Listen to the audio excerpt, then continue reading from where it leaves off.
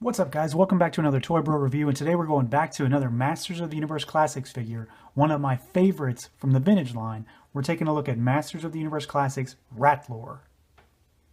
All right, so here he is out of the box, and a little bit of background on Rattlor. He was created in the mini comics. He's not actually from the He-Man show. He's from the She-Ra show. He's one of the Snake Men, obviously, and he got a larger role in the 2000X show, the Mike Young production show, where he was called General Rattlor. He was King Hiss's right-hand man. So he's a little different in that show, and we'll go over that in a minute. Let's take a look at the figure here. So you can see right off the bat, he's got that deep red color with the yellow and the blue all over him. We've got the Snake Man logo on his belt there, and of course he has a furry loincloth because, you know, it's He-Man. Got to have that.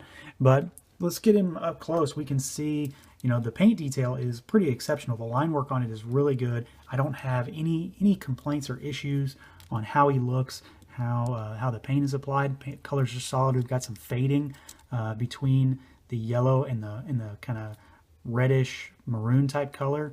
But overall, I'm really pleased with the paint apps on this guy. There's a wash on the loincloth, and you can see the tail has yellow on the underside, and we've got those snake eyes. We've got painted teeth, which look really well, and a painted tongue that is a lighter red, pinkish color in the mouth. So as far as articulation goes, he can look up and down a little bit, not much. Head rotates all the way around. We have got a hinge and swivel at the shoulder. We have got bicep swivel. We have got a single jointed elbow. We have got wrist swivel. There's no hinge. We have got an ab crunch, and we have got waist rotation. The belt does get in the way a little bit, but not too much. It's kind of rubbery too. Legs go all the way out. We've got thigh swivel. We have got a single jointed knee, and we have hinge at the foot. There is no real rocker to speak of there. Also got the tail. The tail is articulated, so it swivels around, so you can position it a little better with him. Now, overall, I think the sculpt is pretty solid. I was a big fan of the vintage figure. One of my favorites, just due to his action feature where his neck pops out. And I think this captures the vintage look of the figure really well. You've got a lot of those scales sculpted in there.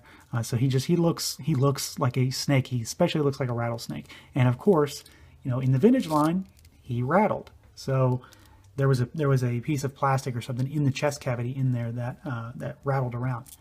In here, if you can hear that, there is something. It's in the tail this time, but he does rattle. It's not as pronounced as the original figure, but it's still a cool little thing to have for a modern collector figure. So let's take a look at the accessories for Rattlor.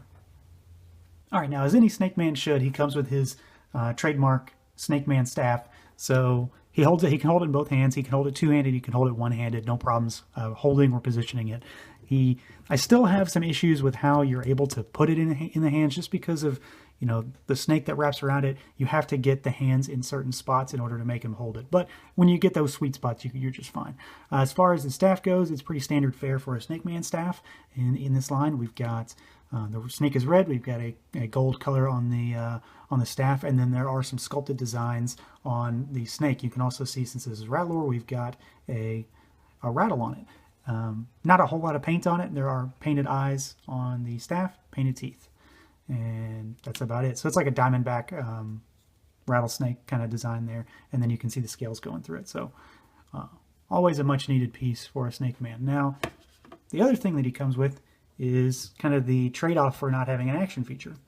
This is his pop-up head. So in the vintage figure, you would press a button and his head would pop up because the neck was down in the chest cavity. For this version, pop the head off, pop this guy on, put that on, and then he has been extended. And this is how I display him almost exclusively at this point. I think this is how he's supposed to be designed to be displayed. This is the classic Rattlor pose as far as I'm concerned.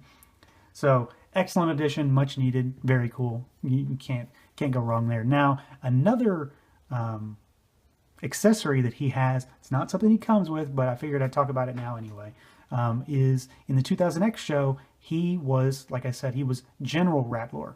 And to accompany that, he had some armor that he wore. Now, this figure doesn't have any, obviously. He's just bare skin, except for the belt and the furry loincloth. But in one of the weapons packs, a piece of armor came out that matched General Rattlor from the 2000X cartoon. So that's this here, and I pretty much display him with this on at all times. It's got it's got the green Snake Man logo with the blue piping on it, and then it's kind of like it almost looks kind of like rocky texture for the armor, and you can see cracks and cuts and just a lot of weathered texture in there. And you can slide it down over his head, and then it just pegs on in the back here.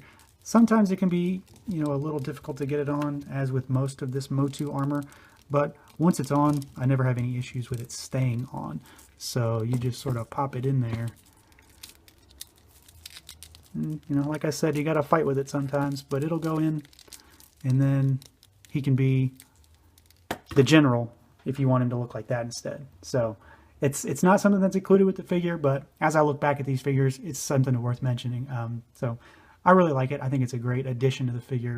It really stands out against the red and yellow on the chest with having that green Snake Man logo and those red eyes. And then, of course, the blue matches the blue on his skin tone. So very cool. So overall, I think it's pretty obvious that I really like this figure. Like I said before, Rattlor is one of my favorite vintage figures, so it's kind of a no-brainer that as long as the Horsemen got him right, I was going to love this figure too, and they really did get him right. The paint apps are awesome. I love the striking color differences, and I just love the look of the character. Who doesn't like a rattlesnake man? Snake men are cool enough on their own, but to have a rattlesnake is even cooler. The staff is great, and the armor that we got in that weapons pack is even better. Makes things kind of pop a bit, and that neck extension piece is exceptional. And then, of course, there's the rattle in his tail, so how could you go wrong? We were kind of promised no action features in this line, and as they crept along with this line, things got added to make those action features something that was more of a feasibility in terms of something that you weren't expecting to get in this line, because they just weren't going to make it happen. These are collector-focused toys. They aren't meant to be really played with in that regard in terms of things popping and swinging and shaking around. So it was cool to have this little thing included in the figure to make him more like the vintage counterpart. And it's not as pronounced as the vintage figure, but it's still cool nonetheless. You can definitely hear it rattle around every time you touch this guy. So I can't ask for too much more out of this guy. So that's going to do it for this review, everyone. As always, stay tuned to Toy Bro for more reviews. A lot more MOTU Classics on the way, of course. Feel free to like, comment, subscribe, share, and until next time.